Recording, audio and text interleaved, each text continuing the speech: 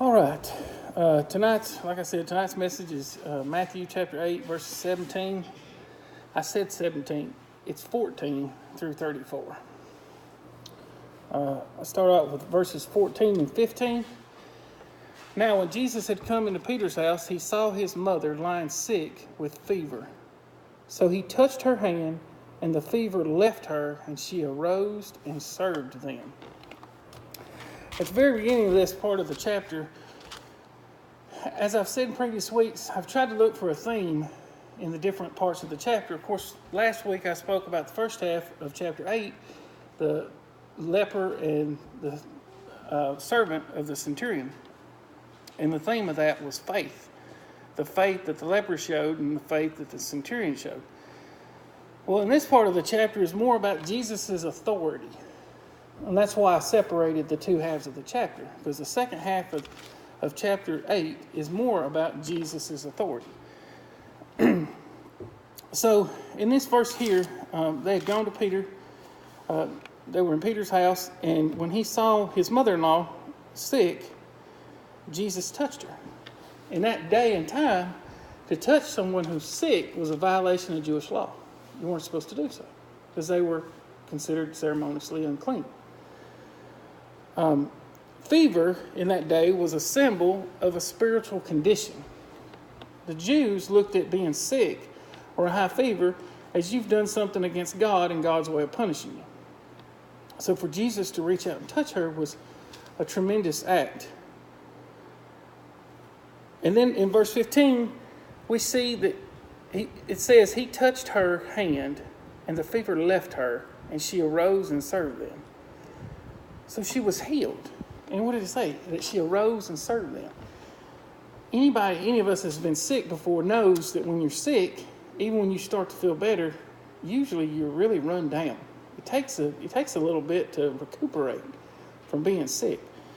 But the verse here tells us that she arose and served them, which means not only was she healed, but she didn't have any lasting effects of it. She was immediately re-energized. As we move forward, verses 16 and 17, when evening had come, they brought to him many who were demon-possessed, and he cast out the spirits with a word and healed all who were sick, that it might be fulfilled, which was spoken by Isaiah the prophet, saying, He himself took out infirmities and bore our sicknesses. In these verses, it says that that evening at Peter's house, the area that they were in, they brought to them all their demon-possessed people and all their sick people. The thing that jumped out at me at this first verse is it says in verse 16 that he cast out spirits with a word, meaning one word. Jesus had the power and the authority to remove these demons with just a word. He didn't have to have some special dance or trinkets or miracle water or anything like that we see in television shows about exorcisms. All the Bible tells us is that Jesus cast out these demons with a word. Go, or leave, or disappear, or whatever word he used, it tells us that his authority was so great that he cast out all of the demons with one word. And it doesn't tell us that anybody was still possessed, which means he cast out all of the demons. It also says here that he healed all the sick. And it says that. He said, cast out the spirits with a word and healed all who were sick. Not some of who were sick, not most of who were sick, not part of who was sick, but all who were sick. Showing, again, Jesus' authority to do so. These verses go on to tell us that this was prophesied by Isaiah. The prophecy comes from Isaiah 53:4. And that's where these words, he himself took our infirmities and bore our sicknesses. And as we've been covering the book of Matthew, we learned yet again that Jesus fulfilled prophecy again and again and again. continuously fulfilled prophecy. Jesus came to reverse the effects of sin, but not just sin itself. See, it talks about demon possession and sickness here, right? Well, God's plan in creation was never for sickness to be a part of that. Sickness and pain and discomfort came after sin. It was because of Adam and Eve's sin that we face these still today. So not only did he come to save us from our own sin, our own bad choices, but he came to heal us. And the Bible teaches us that throughout his walk.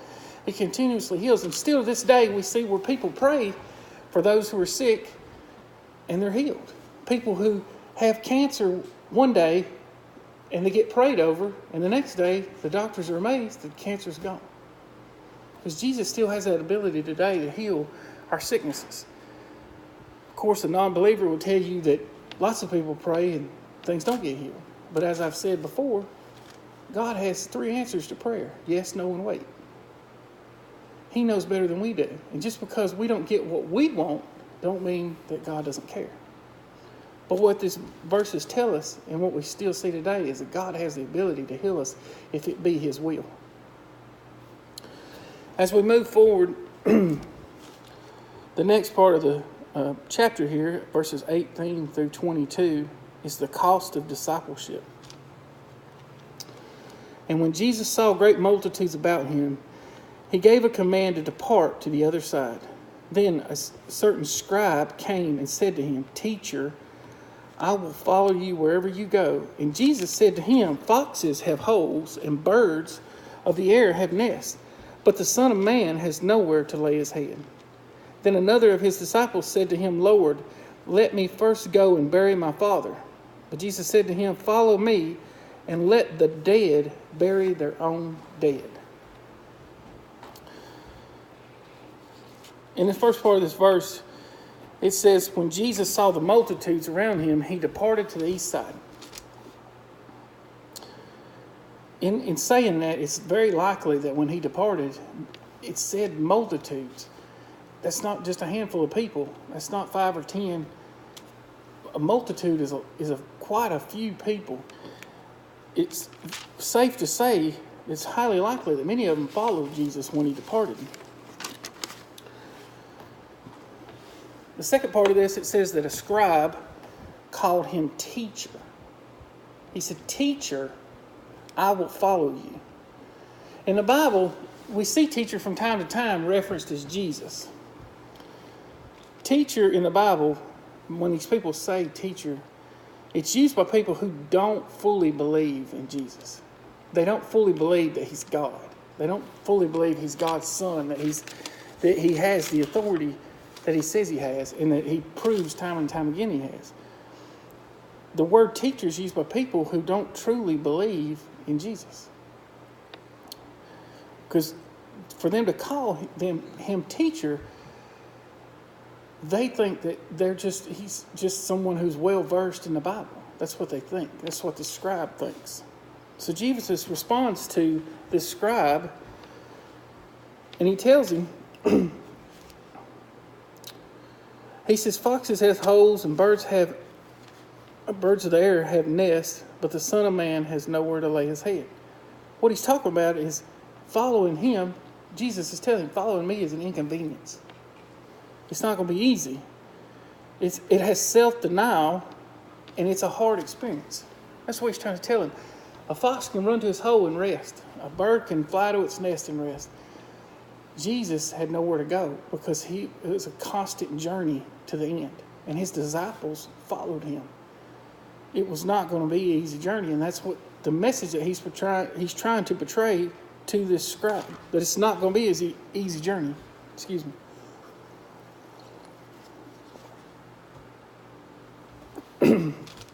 It goes on to say, Jesus said, "But the Son of Man."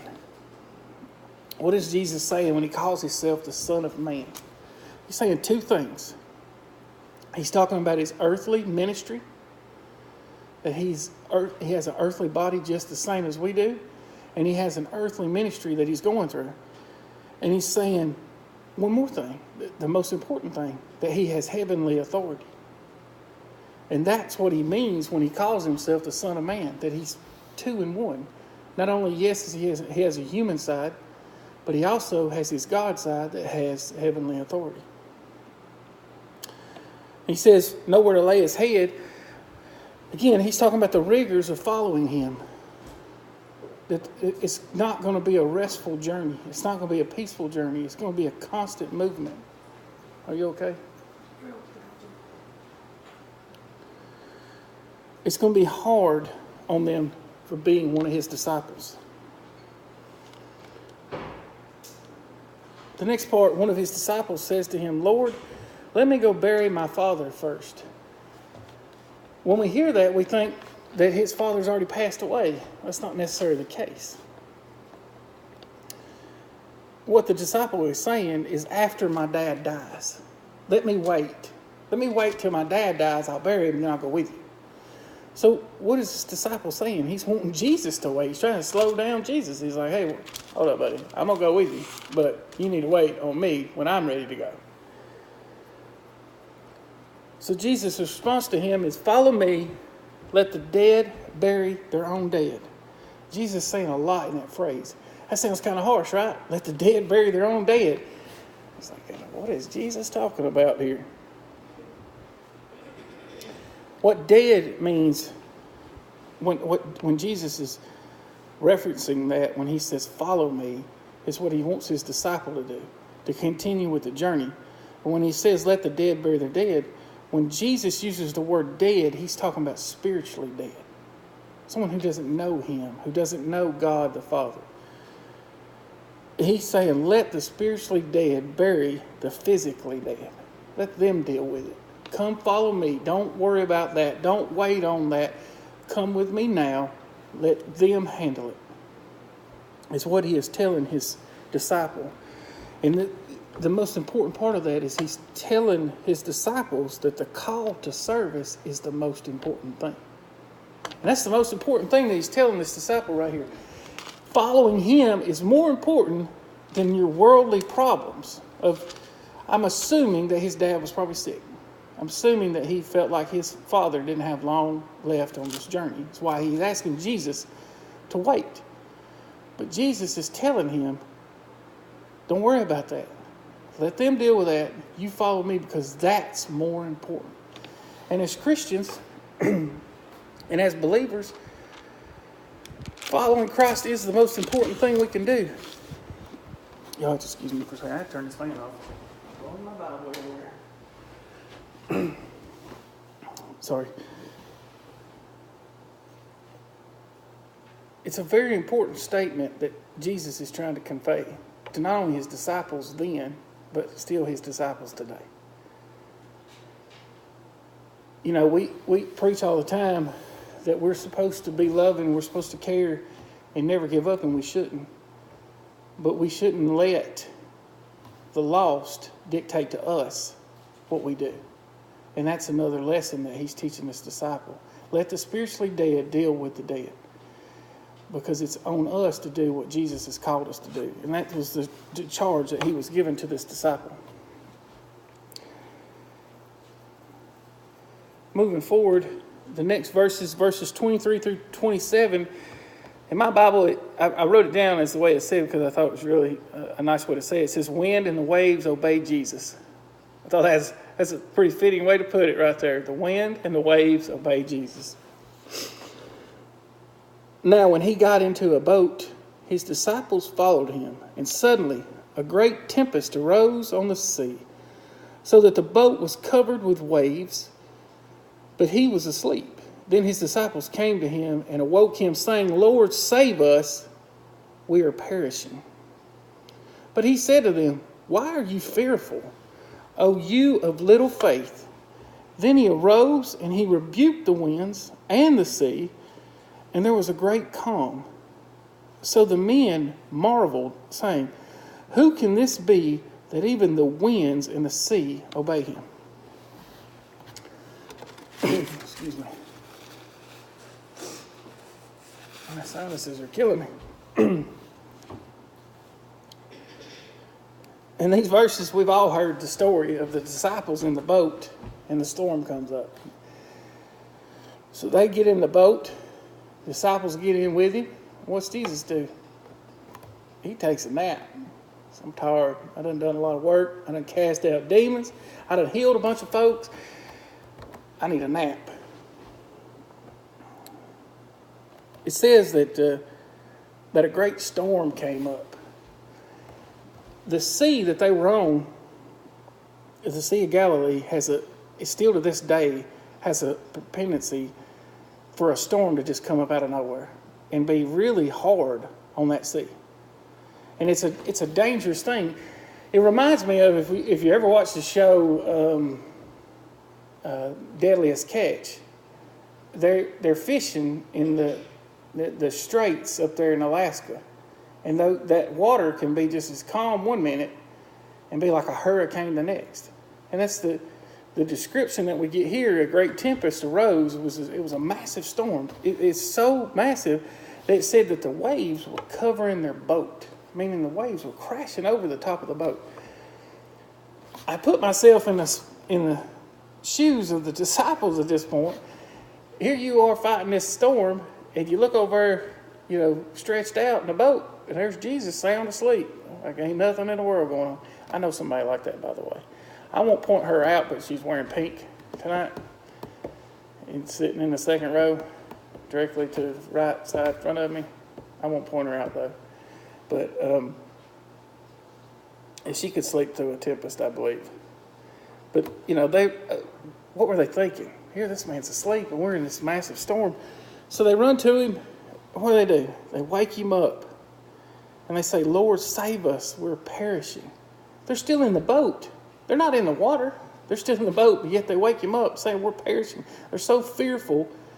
And before they're actually perishing, they're telling Jesus, we're perishing. So Jesus, he wakes up and he responds to them. I'm going to flip my page here. He responds to them in a way that is imaginable. He says to them, why are you fearful? It's our first question. Why are you fearful? If you just take that question, that's a pretty legitimate question considering all they have already seen him do. Right? We've talked about it over the last few weeks. He's cured a leper. He's raised the dead. He's cured paralysis. He's made demons disappear with a word. He's healed the masses.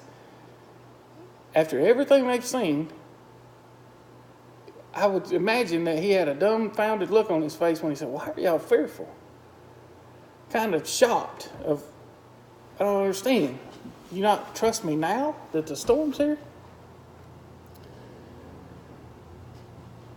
So then he says to him, O you of little faith. So he calls it just like he sees it. Jesus has a very good tendency of calling it exactly like he sees it. People, you hear people all the time, Jesus is love and Jesus is this. And we talked in chapter 7 about prosperity preachers and false prophets. And they want to tell you that Jesus is love and that's the only side of it.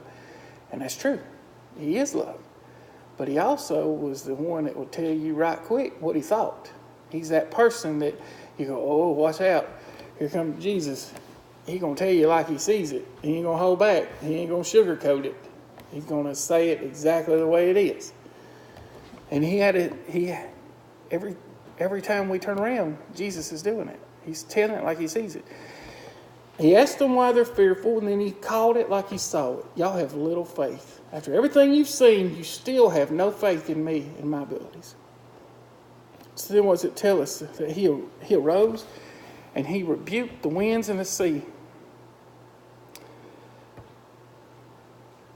He told the storm, stop.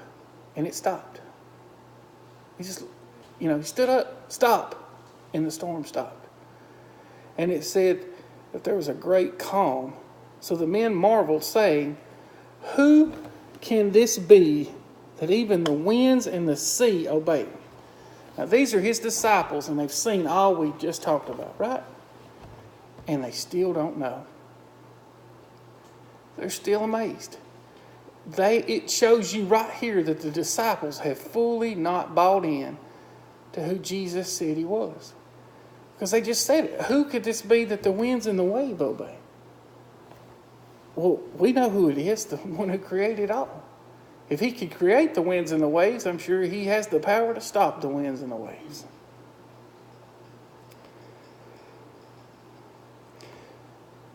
It reminded me, this story kind of reminded me of kids and parents. How many of us parents have been woke up in the middle of the night because they had a bad dream, they heard a noise outside, there's a monster in the closet, it's raining hard, or the lightning struck and flashed? When Layla was real little, we'd be riding the car, and she was scared to death when the lightning would strike. And I never could figure out how to get her to calm down when it was lightning outside, especially if we were in the car, because we were outside. In her mind, we was outside, and here it is lightning. So I told her one time, well, that's just God taking a picture of you. The lightning is the flash, and the thunder is the camera going off. And it calmed her down. She was never afraid of lightning after that. After I told her it was God taking a picture of her, she was real little, it seemed to calm her down. She wasn't worried about it no more. But this story the disciples remind me of these kids. Here they are, they're scared. There's a storm. The boat's rocking. The waves are coming into the boat. They're scared to death. They're terrified. They think they're going to die. So what do? They run to the ultimate parent. And they wake him up. I'm scared. There's a monster in my closet. It's storming outside. I heard a noise. Daddy saved me. That's what they did. That's what it reminded me of.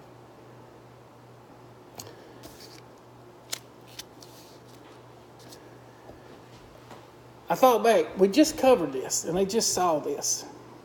I thought back to Jesus asking them, why are you scared? Because they just saw him heal a leper. Literally, just a few verses back in the book, they just saw him heal a leper. Not only that, they just saw him heal the centurion's servant. I was searching for the word. Thank you, Misty. From a distance, by just saying it's done. He didn't even have to lay hands on that servant. They just witnessed this. They witnessed him heal Peter's mother-in-law. They witnessed all the demon possessions being taken away. All the healings he just done.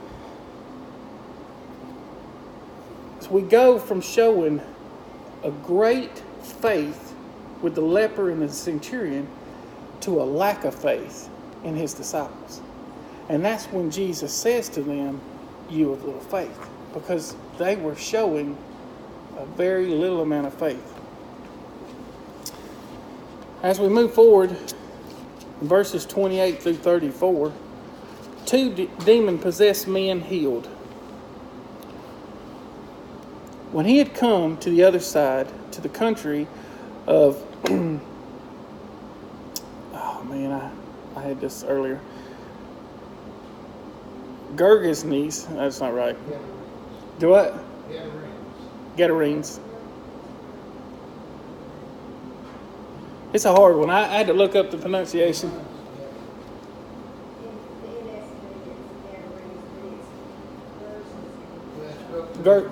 Yeah. But it says there, he met two demon-possessed men coming out of the tombs, exceedingly fierce, so that no one could pass that way. And suddenly they cried out, saying, what have we to do with you, Jesus, Son of God? Have you come here to torment us before time? Now, a good way off from them, there was a herd of many swine feeding. So the demons begged him, saying, if you cast us out, permit us to go away into the herd of swine. And Jesus said to them, go. So when they came out, they went into the herd of swine. And suddenly the whole herd of swine ran violently down a steep place into the sea and perished in the water. Then those who kept them fled. And they went away into the city and told everything, including what happened to the demon-possessed men. And behold, the whole city came out to meet Jesus, and when they saw him, they begged him to depart from the region. So we come up on this story. We see this same story in Mark and Luke, and they mention one demon-possessed man. But here in Matthew, he mentions two. But in writing of that day, it's not a misconception of the story. In that day, when people wrote, they often only wrote about the important people in the story, the ones who were interacting. So Mark and Luke wrote to the one demon-possessed man that was speaking to Jesus, and Matthew accounted that there were actually two. It's not a different story. It's the same story. It's just a different style of writing in that day. It says that Jesus came upon them when they come running out of a tomb, exceedingly fierce. When I think of exceedingly fierce, I think of a really scary thing. That these two demon-possessed men come barreling out of this tomb in a way that would probably scare most people half to death. When it says that they came out exceedingly fierce. Verse 29, it says that they acknowledged Jesus as what? The Son of God. These two demons who had never met Jesus, as they meet him, it says in verse 29, and suddenly they cried out saying, what have we to do with you, Jesus, Son of God? These two demons recognized Jesus for who he was immediately, because they knew who he was. Not only did they recognize him, they recognized his authority by calling him the Son of God. They also recognized that they would be judged one day. They knew they were going to be judged because they said this. They followed it up by saying,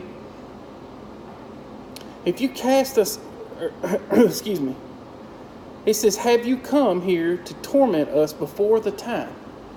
What does that mean? Come to torment us before the time. It's because they understand that they're going to be judged, and they're demons, and they're going to be judged harshly, and that they're going to be in torment for eternity.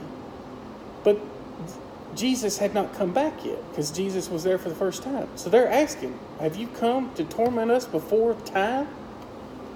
They want to know if Jesus was going to start the torment now.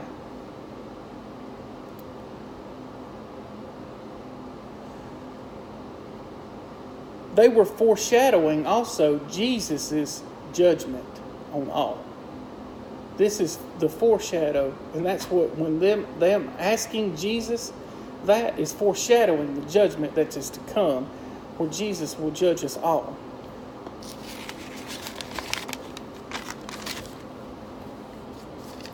It says, we go on to read, and it says that in the distance there was a herd of swine. That tells us that they were probably in a Gentile area, because swine in the Jewish community was a ceremoniously unclean animal. They would not have had them. They would definitely not have had a herd nearby, because they would not have ate them. They would not have used them. They didn't sacrifice them. They didn't have anything to do with them, because in their beliefs and their laws, swine was an unclean animal, and they weren't allowed to. So the demons asked, they knew they were going to be cast out. They said, when you cast us out, can we go get in this herd of swine? They knew it was coming. Remember, Jesus had done cast out a whole bunch of demon-possessed men previously. So these demons, I'm assuming, knew what was coming. They knew that they were going to be cast out. And they asked Jesus, could they go into this herd of swine?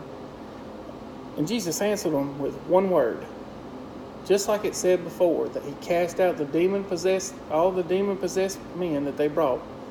He cast out those demons with a word. Again, he cast out these two with the word go.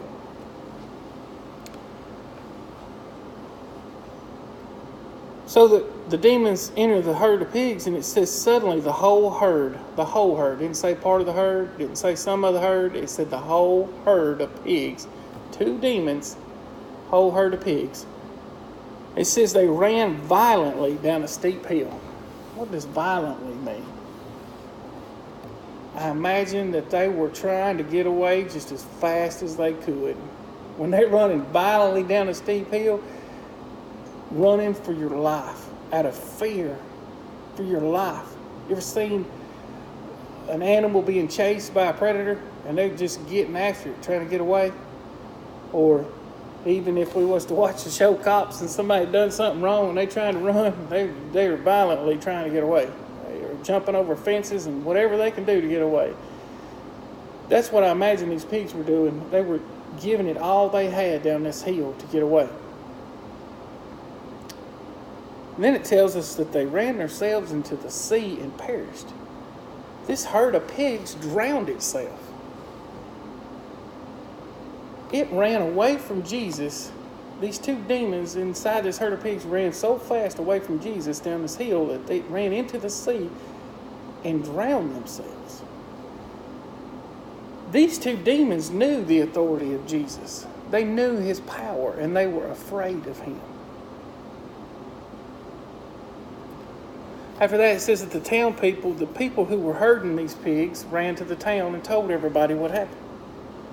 After hearing what he did, they came up and they did what? They came up and they asked Jesus to leave. This town gets told that Jesus just cast two demons out of demon-possessed men. And the way that it described these two men previously, it said to us that they ran fiercely out of the tombs, that no one could pass. So I'm assuming these town people were afraid of these two demon-possessed men. And here they were just told that this man, Jesus, came and took those demons out of these two men. You would have thought they'd been grateful, that they would have been appreciative, that they would have been overjoyed that they didn't have to deal with this anymore. You would have thought they would have dropped down and worshiped Jesus. That's not what they did. They asked Jesus to leave. What's that tell us? It tells us that their priorities were skewed. Right? Were they more worried about the financial loss of the herd of the pigs than about the saving of the two demon-possessed men? And the fact that our loving God and the Messiah was standing here in front of them? They were more worried. That is a tongue twister. Were more worried about their financial loss than they were worshiping Jesus. They didn't worship Jesus.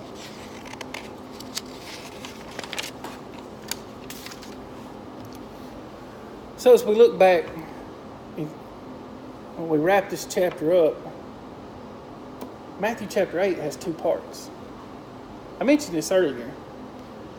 In the first part of Matthew chapter 8, the first two sections are about faith, about extreme faith, right?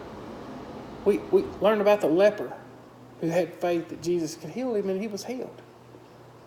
And then we learned about the centurion that was so faithful and so devout in his faith and his belief in who Jesus was, that he even amazed Jesus with his faith. We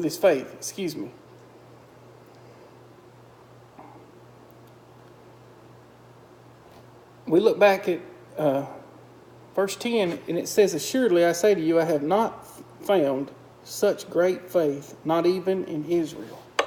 That's what Jesus said to the centurion when he said, "No, Lord, you don't have to go to my house to heal my servant. You can just speak it and it'll be done. You just say it and it'll be done." Jesus was so taken aback by this faith that this was the greatest faith that he had seen during his journey. So the first half of Matthew chapter 8 is about faith. The second half of Matthew chapter 8, the second part, is about Jesus' authority. But we know that because at the very beginning of the second part, it says Jesus healed Peter's mother-in-law.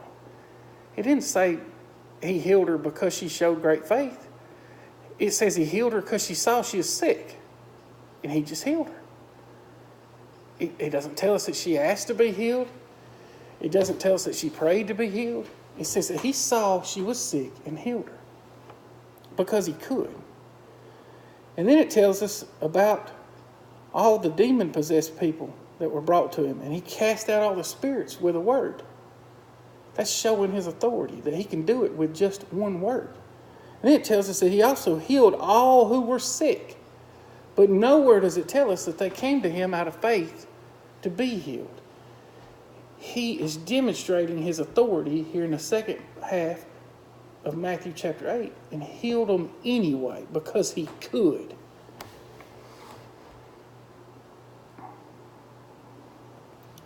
So we learn that Jesus has the power to heal. He has the power over sickness. That's one of his authorities. We learn that he has the power over demons in the second part of Matthew chapter 8. He has the authority over demons to cast them out.